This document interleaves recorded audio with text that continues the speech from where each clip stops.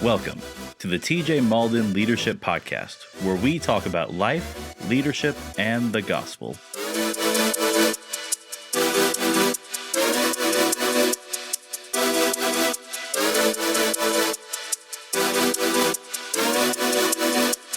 Welcome to the TJ Mauldin Leadership Podcast, where we talk about life, leadership, and the gospel. Listen, I'm so excited that you are willing to take some time out of your day, your week, your car ride, wherever, just to spend a few minutes with me to talk about life, leadership, and the gospel. It means a lot to me that you would offer me these few minutes, 15, 20 minutes out of your day to allow me to have a voice into what's going on in your life.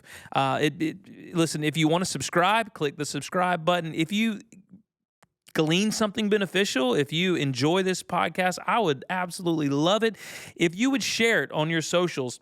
That would help us out incredibly. Listen, I'm so glad that you're here. A little bit about me. You may go to church here with us at First Baptist Church, so you know who I am, but maybe you're tuning into this podcast because a friend of yours sent it to you, and you don't really know who this guy is.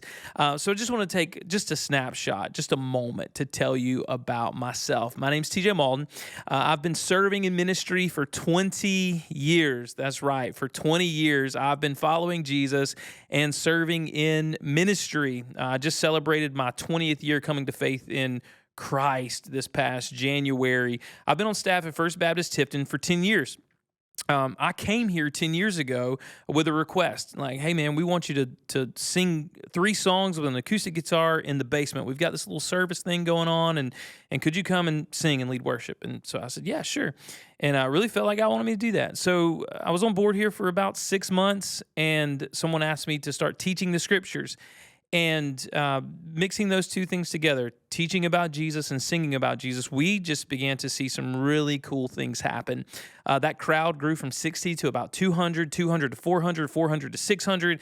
There's just been incredible growth, not just numerically, but also spiritually. God, over the last decade, has been doing some really cool things in our city, at our church, and on our staff. And that's really the birthplace for this podcast. This podcast comes out of a lot of talks that I get to have with our staff, sitting around our staff meeting table on Mondays, where we do a little leadership lesson, just little snippets to encourage one another, to contemplate things about leadership. I am married to Taylor. She's my bride of 10 years, and I have 2 kiddos, Cam and Lizzie. One's 6 and one's 3, and listen, they're everything to me. So that's kind of my snapshot of my life and who I am. And I am inviting you to come along this journey of life, leadership, and the gospel with me. Today, if you were to ask me, TJ, why? Like, there are a million podcasts out there, right? Like all these podcasts and books on leadership. Why in the world do you want to do a podcast on leadership? Well, to be honest with you, this is kind of the culmination of 2 years of me hoping and dreaming and asking, because I really just feel like God wanted me to be a resource to our church and other leaders in our community, and to begin to share some of the things that we talk about as a staff, to give people a bird's eye view of what it looks like to lead people and to love people and to serve people. So that's the birthplace. That's the why. I just want to empower you. I want to give you some resources. Not just, you say, well, TJ, you're a pastor. Is this going to be all about church? No, this is about leadership in your marriage, in your life, in your parenting, in the school system, in the private sector, wherever you find yourself. You can gain and glean incredible truth from God's word and what we're going to be talking about in this podcast. So just enjoy the ride. Listen, see what God has for us, and we're going to get after it. Today, I am going to be talking about, for just a few minutes, the L in leadership. I believe that the foundation, from the jump, the very first thing, the most important thing about leadership, and it really encapsulates in that letter L, is love. So many other people will tell you that leadership is influence, or it's enthusiasm, or it's charisma, or it's having, the right place of leadership, or having the right position, or having you're a real leader when a certain amount of people start following you. But I genuinely believe that real leadership starts with loving the people that you are tasked with leading. Like that's how real leadership takes place. Like when you begin to love and care for and consider and honor the people that are around you, whether it's your family, your team, your employees, it doesn't matter. When you begin to love them in a sacrificial, selfless way, then you really begin to lead them.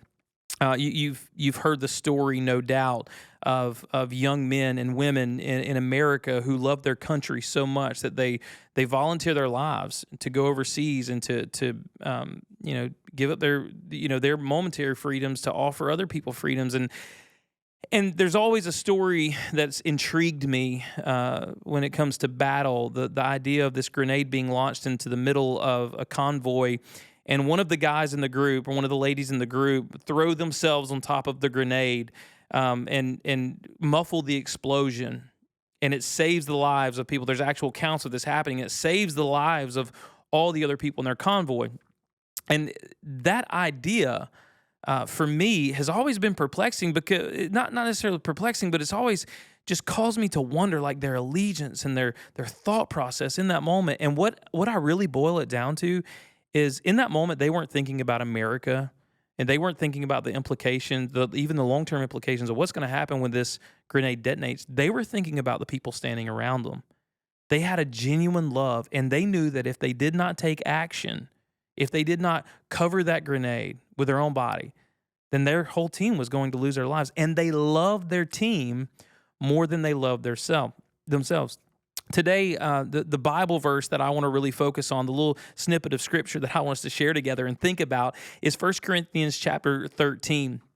And in 1 Corinthians chapter 13, it kind of gives us this screenshot of love is this and love is this. And if you're churched at all, you've heard this probably a million times. You might have memorized this scripture. If you've ever been to a wedding where there's a Christian emphasis, there is no doubt that these verses have been read and quoted and maybe even sang. I've heard some songs even surrounding these verses. But today, I really want to look at it in this perspective, that leadership is love.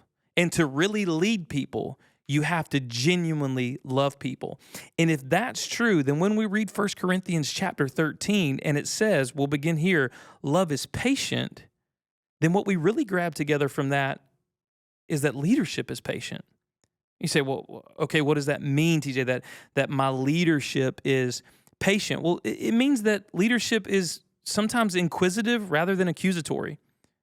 Sometimes as a leader, we don't slow down and listen to our team. Sometimes we're so in love with the goal and the end and the destination that we miss out on the journey. We don't slow ourselves down enough and have enough patience to really enjoy what God's doing in the process and enjoy the people around us.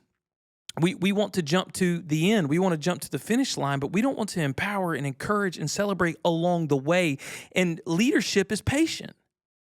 Sometimes we get that way because especially with our kids, right? Like for me, I'm a dad, and even sometimes as a spouse, I'm sure my wife feels this way with me, right? Like when we got married, she was like, God help if this dude doesn't put his socks in the laundry basket. There's a laundry basket over here and he puts them on the floor. There's like 7 feet, bro. What's your problem? Well, she was patient with me, right? And eventually, someday, I guess they will make it those 7 feet from the floor to the laundry basket. But that's how we are in leadership so oftentimes. Like we're impatient. We want the product, the destination. We want to push our team or pull our team rather than walking with our team. That's real leadership. John Maxwell said it one time. He said that if you call yourself a leader, but you find yourself out front and you turn around, there's no one with you, you're not really a leader. You're just on a lone walk.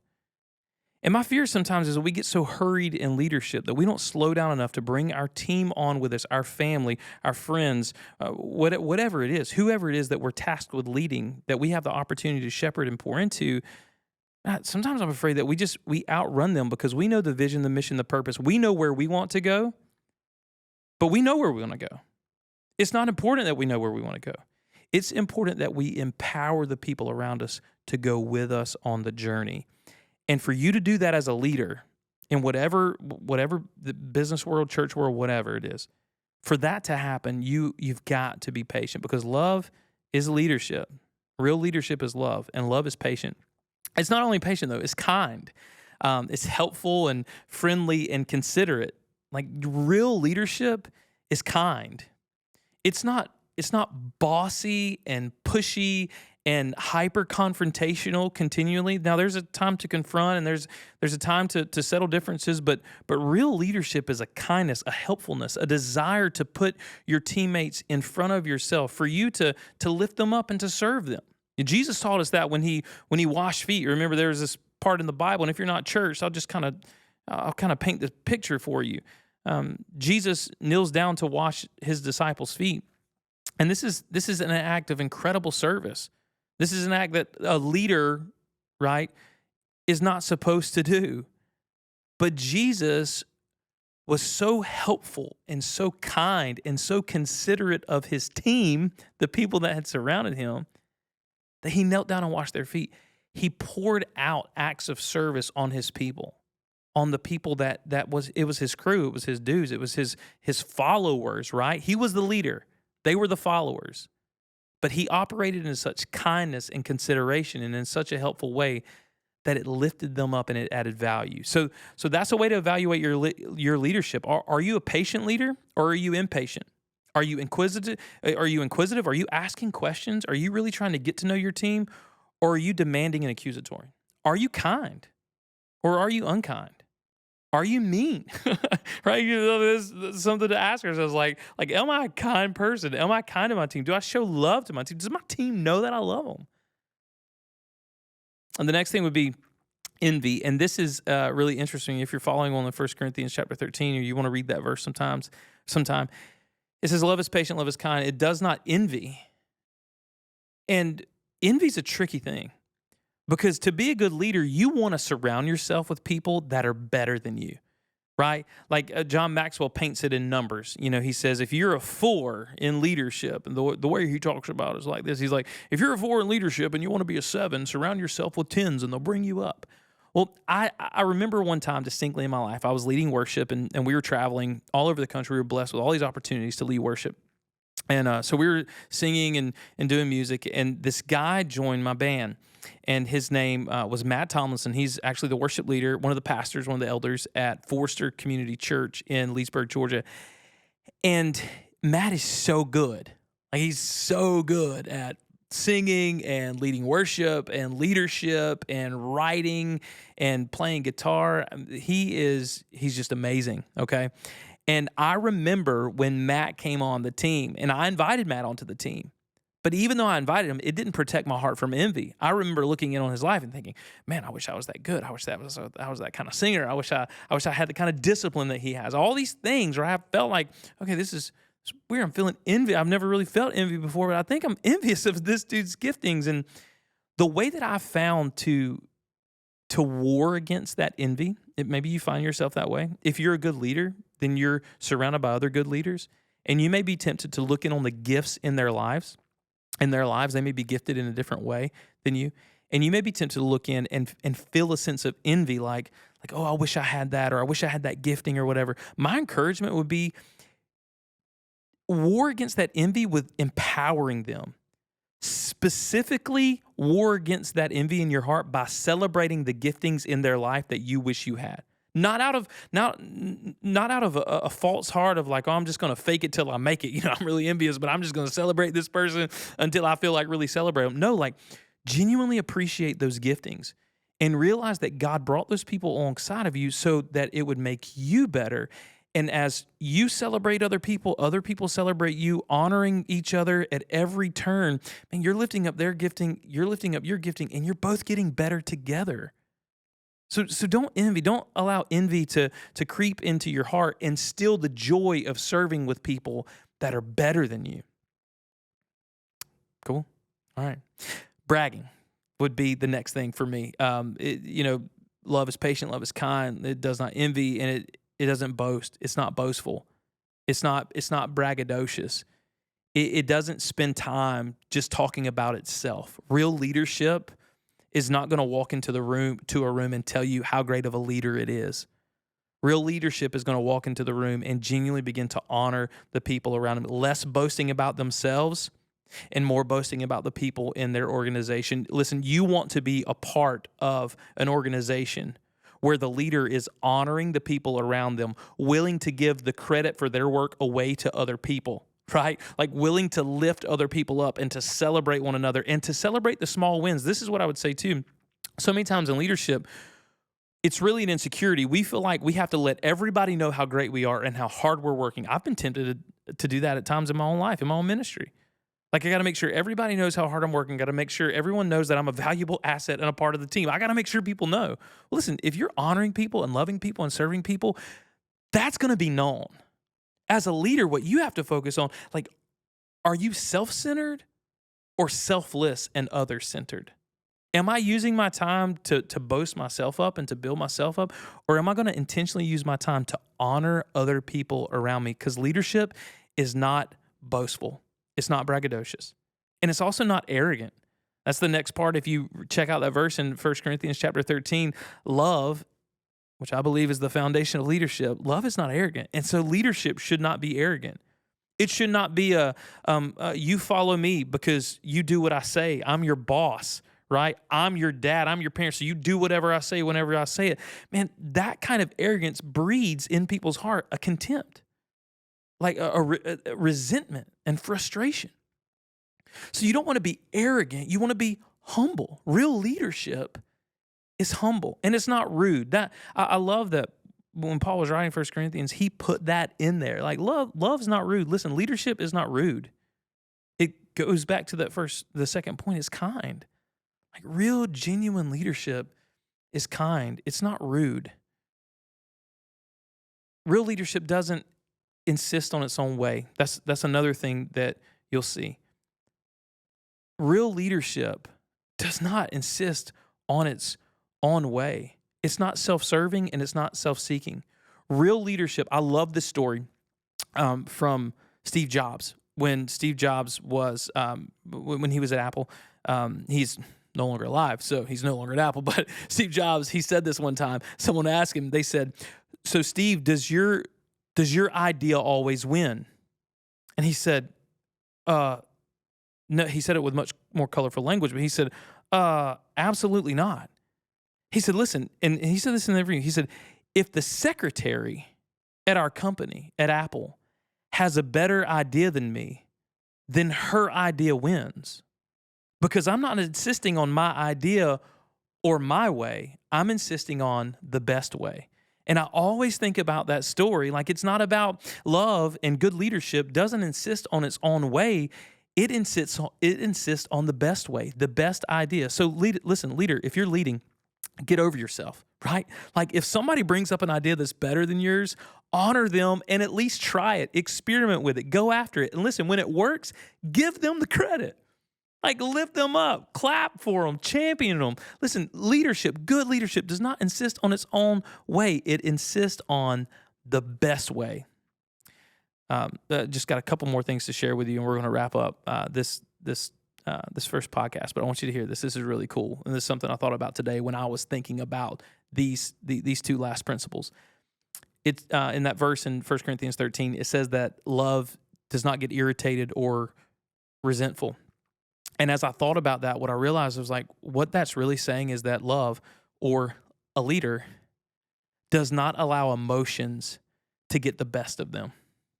Like it's easy. Listen, the first, just from the jump, full transparency, this is like the third recording or maybe the fifth recording of this podcast because things just did not go the way that we planned them to. And it, like, I even felt it in myself, like this opportunity to be irritated or to be like, man, frustrated, like the cameras aren't working, it's too hot in the room, all this crazy stuff going on. But what I realized is like, that's poor leadership.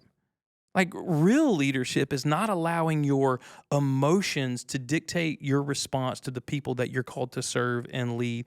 And man, listen, I'm imperfect as the day is long, but that's something I can acknowledge and realize. And if you're a leader, I hope you do too, that if your emotions, like emotions are volatile, and if your emotions are controlling you or your words, even sometimes your face before your words can follow your face, like we're not being very good leaders.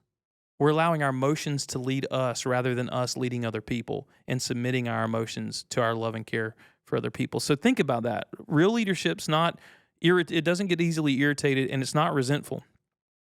Right? It doesn't allow emotions to control. Two more things. I said two, but here's the last two things. It does not rejoice in wrongdoing. Like that's what 1 Corinthians chapter 13 says, that love does not rejoice in wrongdoing. Good leadership is ethical leadership. Good leadership doesn't cut corners. Good leadership always aims to do the right thing the right way. That's good leadership. And in your team, in your business, on staff at your church, wherever it's at, good leadership doesn't try to cut corners, doesn't always just look for the easy road. They want to be good and ethical, full of purity. The last thing, it says in 1 Corinthians 13 that love rejoices. So I say this, leadership rejoices in the truth. You say, TJ, how can you wrap all this together for us? Sure. Good leadership is built on a foundation of love. Love is all of these things that we've mentioned, crescendoing into the truth. Love is authentic. Real love and real leadership is authentic. It doesn't put on a mask. It doesn't try to be something it's not. Real leadership is authentic and transparent and vulnerable. Listen, you want people to follow you. You want people to invest in your ministry, into your vision, into your business. Be authentic. Be real. Celebrate the truth. Always aim to be honest. And listen, the possibilities are limitless. There's no telling what God can do in your marriage, in your friendship, in your parenting, on your teams, or at your church if you aim to be authentic and filled with the truth. Listen, I appreciate you so much for hanging out and joining us today on this podcast. If you enjoyed the content that you heard, please do subscribe. I'd love for you to hang out some more with me. And if you found it beneficial, tag a friend, tag a family member, tag a congressman. I don't really care. Tag anybody. I'd love to have you guys hang out with me again. Blessings. Thank you so much for listening to this episode of the TJ Mauldin Leadership Podcast, where we talk about life, leadership, and the gospel. If you enjoyed this episode, share with a friend. For more content, follow us on Instagram and YouTube. If you have any questions you would like to ask TJ, whether it is about life, leadership, or the gospel, you can email those to tjmauldinleadershippodcast@gmail.com. Thank you again for listening, and we hope you join us again on the TJ Mauldin Leadership Podcast.